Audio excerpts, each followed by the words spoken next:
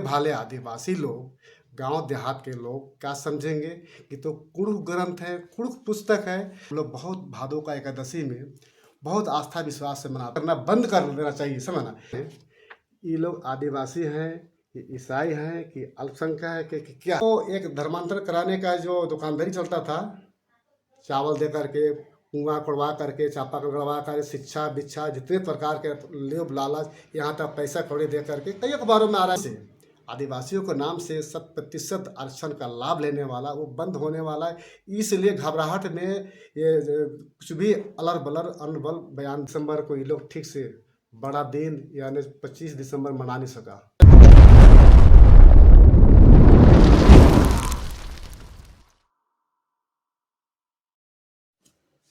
अभी हमारे साथ जनजातीय सुरक्षा मंच के प्रवक्ता मेघा उरांव जी हैं और हम जिस तरह से डिलिस्टिंग को जो लगातार झारखंड में देखा जा रहा है कि दोनों पक्ष जो अपने जिसे इनका कहना है कि ईसाई धर्मावलंबी उन लोग भी आरोप लगाते हैं आरएसएस बीजेपी पर, और जो जनजातीय सुरक्षा मंच के लोग हैं उन लोग चर्च के ऊपर भी दोषारोपण करते रहते हैं कि चर्च के पोषित लोग हैं जो भी। लेकिन हम अब मेघा उरांव जी से जुड़ते हैं कि क्या कहते हैं, और जैसे इन लोग के ऊपर आरोप लगता है कि आरएसएस बीजेपी द्वारा संचालित हैं, तो हम इन्हीं से जानते हैं कि इन लोग के जो जनजातीय सुरक्षा मंच है वो कहाँ से चलता है, कौन चलाता है। दादा जोहार। आप लोग पर लगातार आरोप लग रहा है कि आप लोग जो जनजातीय सुरक्षा मंच है वो आरएसएस बीजेपी का पोषित संगठन है। देखिए, ये इस तरह का आरोप लगाने वाला चर्च और चर्च के मिशनरी और उसके दलाल लोग हैं।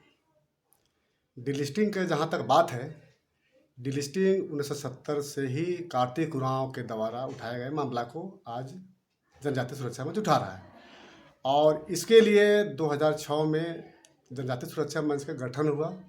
तब से ये कार्यक्रम निरंतर चल रहा है। 2009 में 28 लाख लोगों ने पोस्टकार्ड के माध्यम से महामहिम राष्ट्रपति तत्कालीन प्रतिभा सिंह पाटिल थे, उनको लिखा गया कि जो जनजाति आदिवासी अपना रूढ़ी प्रथा विधि विधान पूजा पद्धति को छोड़कर ईसाई इस्लाम बन गए उनको आरक्षण नहीं मिलना चाहिए, ये कहते हुए पत्र लिखा गया। जो कार्तिक उरांव साहब यही बात चाहते थे, सदन में उठाए थे। उसके बाद में 2021-22 में पूरे देश भर के जनजाति समाज के प्रमुख लोगों के द्वारा अपने अपने राज्य के मंत्री सांसदों से मिलकर आवेदन दे करके अनुरोध निवेदन किया गया कि आप कार्तिक उरांव का विषय को सदन में उठाएं, सदन में अपना समर्थन करें। उसके बाद में लगातार ये जो डिलिस्टिंग वाला जो प्रत्येक राज्य में प्रत्येक जिलों में डिलिस्टिंग का नाम से रैली सभा पूरे देश भर में चल रहा है। तो कोई ये जो आरोप लगा रहे हैं कि कोई चुनाव का पहुंच रहा है या नेता बनने के लिए या तरह तरह के जो फिर आरोप लगा रहे हैं, जो निराधार गलत है। मैं आपके चैनल के माध्यम से एक बात और मैं कहना चाहूँगा।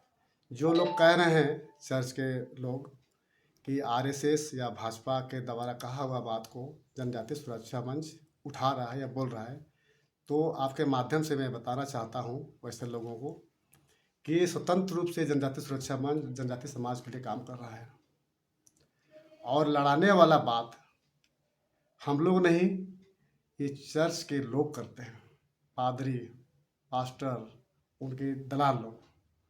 आप यहाँ पर आप कई सब पुस्तक है, किताब है, आप इसको देख सकते हैं। आपको लग रहा होगा कुड़ुख ग्रंथ, आपको लग रहा ऊपर से होगा कि ये आदिवासियों का है, जनजातियों का है, लेकिन इसके अंदर लिखने वाला कौन?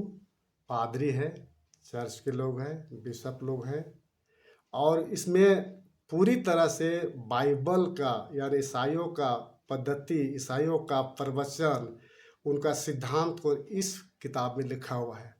अब हमारे भोले भाले आदिवासी लोग गांव देहात के लोग क्या समझेंगे कि तो कुड़ुख ग्रंथ है, कुड़ुख पुस्तक है, तो जो पढ़ेंगे वही समझे कि नहीं मेरा ही ऐसा है। तो इस तरह के भ्रमित करने का, भरमाने का ये भरपूर प्रयास किया है। एक पन्ना, एक आध दो पन्ने का मैं पढ़ के थोड़ा सा सुना देना चाहता हूँ, ताकि लोगों में ये समझ में आएगा कि ये सचमुच में किसका लिखा हुआ है। और सारा के सारा जो लिखने वाला पादरी या बिशप है, और जो वहाँ का जो प्रेस जो है कैथोलिक प्रेस जो पुरुलिया रोड में है वहाँ से छपता है आपको।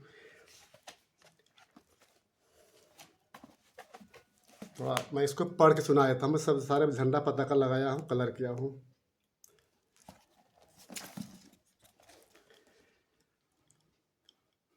पूजा का स्थान या ना पूजा के निमित्त वस्तुएं है ना दोपहर भोजन का ये प्रार्थना है।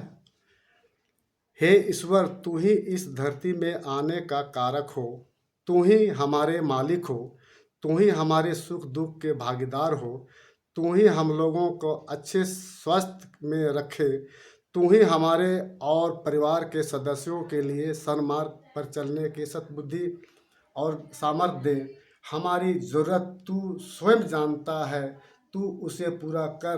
तेरी महिमा इस पृथ्वी और देश में हो।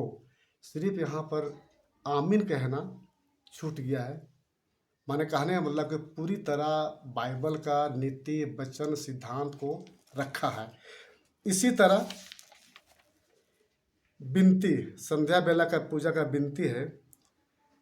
अनादि अनंत ईश्वर, तेरी मदद में आज हम लोगों ने अच्छा दिन बिताया। हमारी हर हालत में तूने हमें संभाला, हमारा सब काम धाम अच्छा हुआ। घर के सब लोगों पर तेरी कृपा बनी रहे। दिन सुख से बीता, इसी तरह तेरी दया कृपा के लिए प्रतिदिन हमारी विनती तेरे पास पहुँचे। दुहाई करके सलाम करेंगे।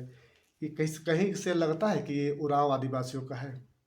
आप बाइबल उठा कर देख लीजिए, बाइबल का जो भी नीति वचन है सेम सेम इसी में लिखा हुआ है। आप करम राजा को हम लोग बहुत भादों का एकादशी में बहुत आस्था विश्वास से मनाते हैं। करम गोसाई बोलते हैं, करम राजा बोलते हैं, करम देव बोलते हैं उसको। इस पुस्तक के माध्यम में करम आत्मा, क्या हम लोग करम आत्मा की पूजा करते हैं क्या? तो पूरी तरह से ये चर्च के लोग हमारे भोले भाले आदिवासियों को, जनजातियों को गुमराह करके, भ्रमित करके, तोड़ ममोड़ कर जितने भी हमारे जो परंपरा हैं, संस्कार है, पूजा पद्धति को सबको नष्ट करने का ये काम किया है। अभी आपको नेमहा बाइबल 2008 में बहुत बड़ा विवाद हुआ था, आपको याद होगा। उसमें उस बाइबल में पृष्ठ संख्या 230 अध्याय 12 में लिखा है कि जहाँ सरना वृक्ष के नीचे पूजा अर्चना करते हो, जो भी उसका पूजा है उसको जा करके नष्ट कर देना, जला देना, टुकड़े टुकड़े कर देना।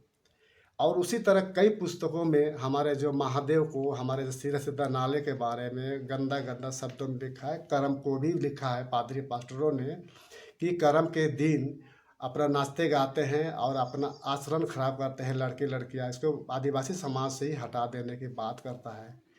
तो मैंने किसको आदिवासी समाज से हटाने की बात कर रहे हैं हम लोग? उस करम राजा को जो हम मनाते हैं ना, करम पर्व त्योहार को, उसको बुरा कर्म है। ईसाइयों की नज़र में हमारे जो आराध्य देव करम राजा है उसको बुरा कर्म है, इसलिए आदिवासी समाज से ही हटा देना है। करम के दिन हमारे लोग जो नाचते गाते हैं और आचरण खराब करते हैं उसके नज़र में, इसलिए बुरा कर्म कहा जाता है ना, उसके नज़र में। इस तरह के हमारे लोगों को भरमा करके, भ्रमित करके ये लोग इस तरह काम कर रहा है। और दूसरी बात, अभी बहुत ज़ोर शोर में ये लोग बिशप पादरी, बहुत सारे चर्च के दलाल लोग बोल रहा है कि आदिवासियों को धर्म कोड मिलना चाहिए, आदिवासियों को पहचान नहीं है, हम लोग पूरा लगे हुआ। हर सभा में लोग ईसाई लोग बोल रहे हैं। तो एक तरफ जो है, एक तरफ हमारा आस्था विश्वास को नष्ट भ्रष्ट और मिटाने के काम में लगा हुआ है, और एक तरफ हमारा आदिवासियों के लिए सरना धर्म कोड की और आस्था और पहचान की बात कर रहा है। ये दोगले नीति की तरह से नहीं करे, लोगों को अब भ्रमित करना बंद कर देना चाहिए, समझना। क्योंकि जनजाति समाज, आदिवासी समाज जाग चुका है। सारा चीज़ उनका जो पोल इसी तरह खोला जा रहा है और खोलने का हम लोग प्रयास कर रहे हैं। और हमारे जितने जो सीधे साधे भोले भाले लोग को मन के जो भ्रमित करने का प्रयास किया है, अब उनको सतर्क हो जाना चाहिए। इन लोगों को सतिर चाल में नहीं फंसना चाहिए।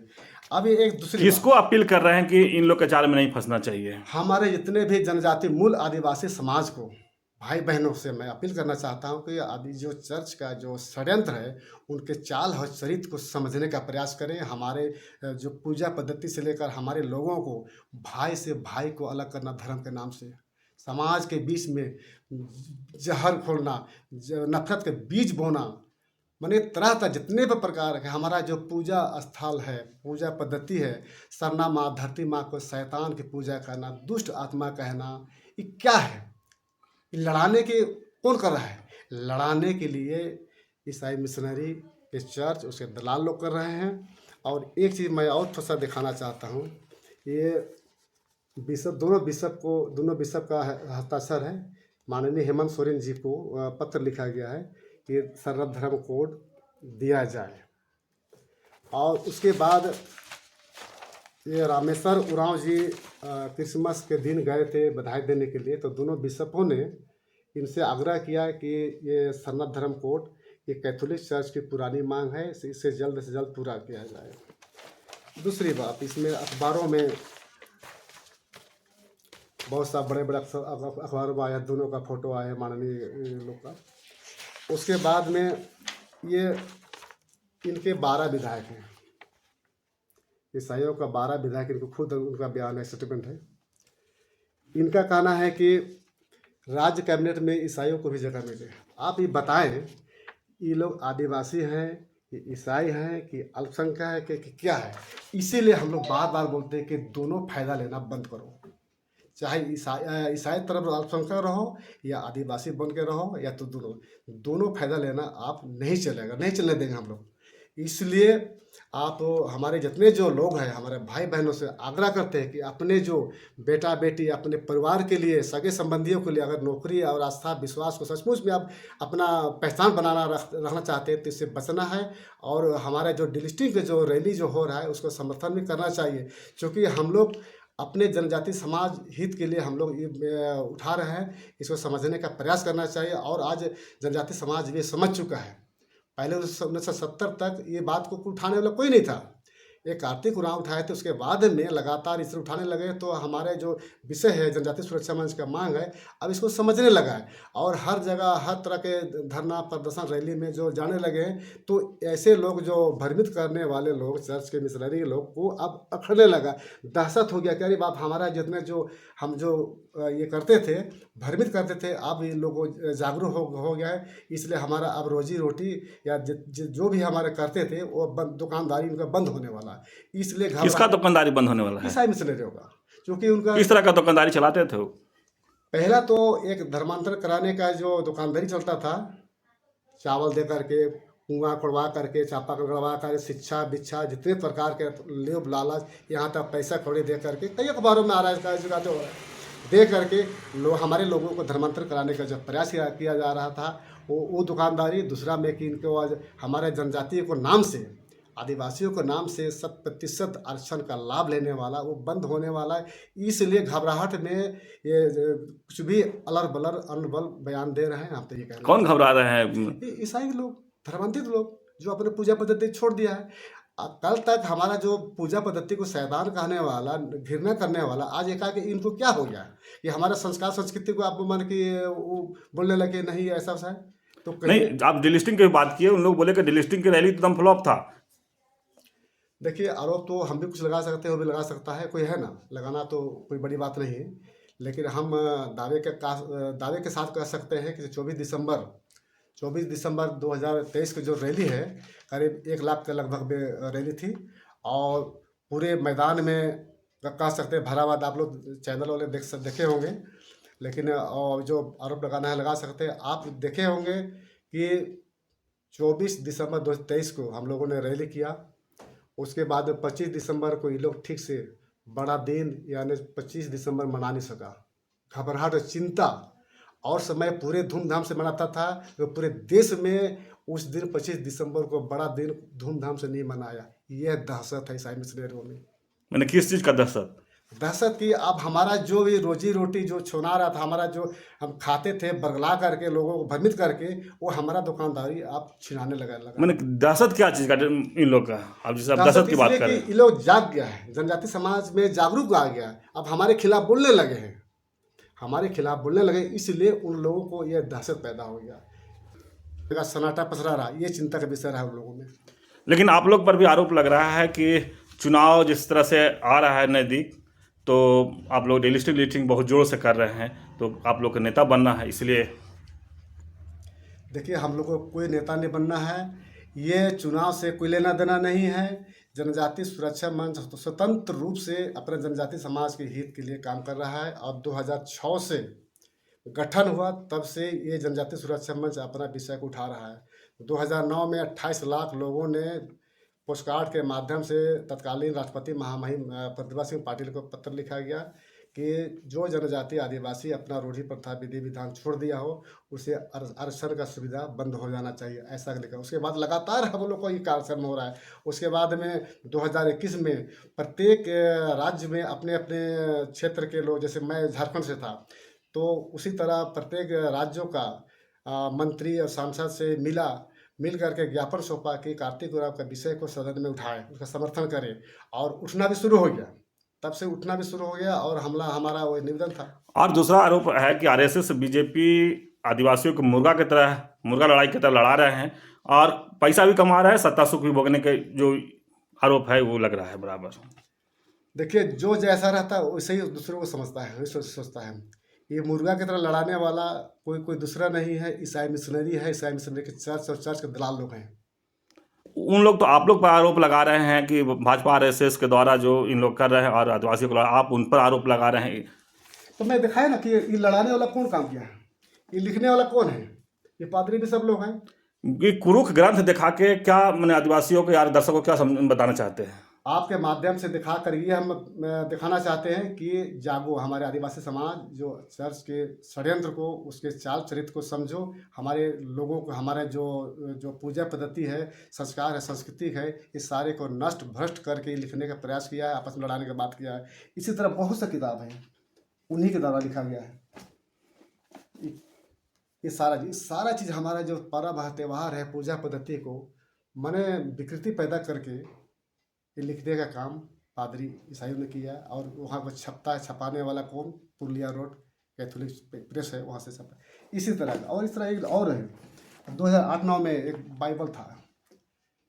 इस ईसाइयों का धर्म ग्रंथ बाइबल में हमारे पूजा पद्धति के बारे में, जहाँ हम सरना वृक्ष के नीचे हम पूजा करते हैं, उसको नष्ट कर दो, जला दो, मिटा दो।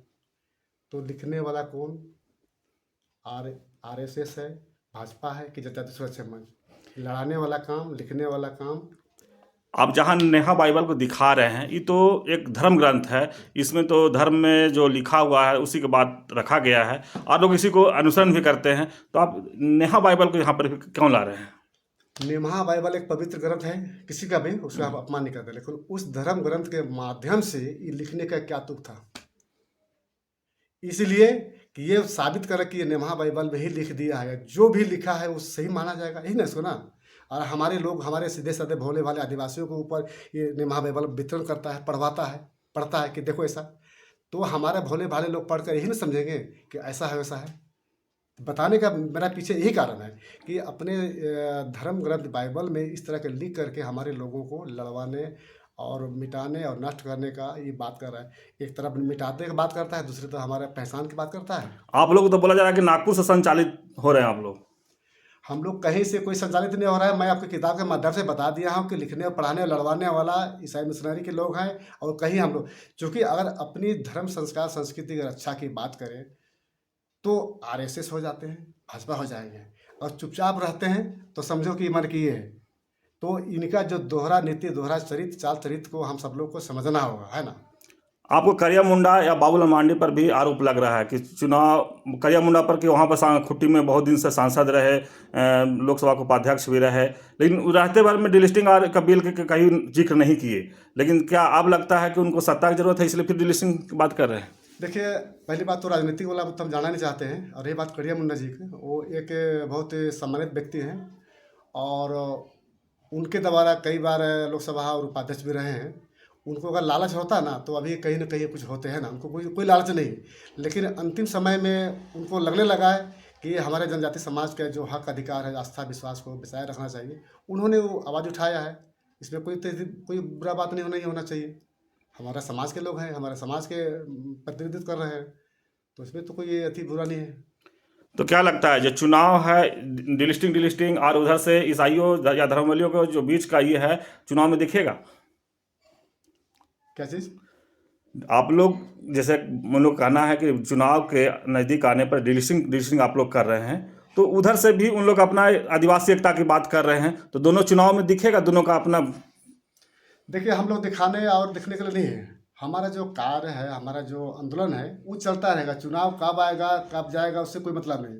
हमारा जो जनजातीय सुरक्षा मंच का जो आंदोलन है, वो चलता रहेगा।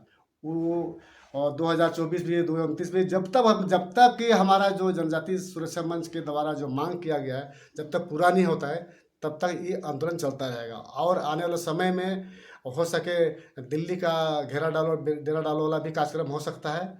इसलिए आपके माध्यम से, चैनल के माध्यम से एक बार मैं पुनः अपने समाज के लोगों को ये बताना चाहता हूँ कि पहली बात है कि ईसाई मिशनरी को चाल और चरित्र को समझे, उस षड्यंत्र को समझे, और हमें जो बरगलाने का, आपके बीच में बरगलाने का जो काम कर रहा है, उससे बचना चाहिए। क्योंकि आपके माध्यम से हम कई हिसाब किताब और कई हमारा जो प्रमाण है, उसे दिखाने का प्रयास किया है। अपने जो सगे संबंधी, अपने हित नाता, बेटा बेटी को सचमुच में अगर आस्था विश्वास को चाहते हैं, तो जनजातीय सुरक्षा मंच की बातों को ध्यान से समझें और उनका चर्च का जो षड्यंत्र है उसको नकारें। परिचय दे दीजिए। मैं मेघा राव, जनजातीय सुरक्षा मंच के प्रवक्ता। चलिए, अभी आप सुने जनजातीय सुरक्षा मंच के प्रवक्ता मेघा राव जी का।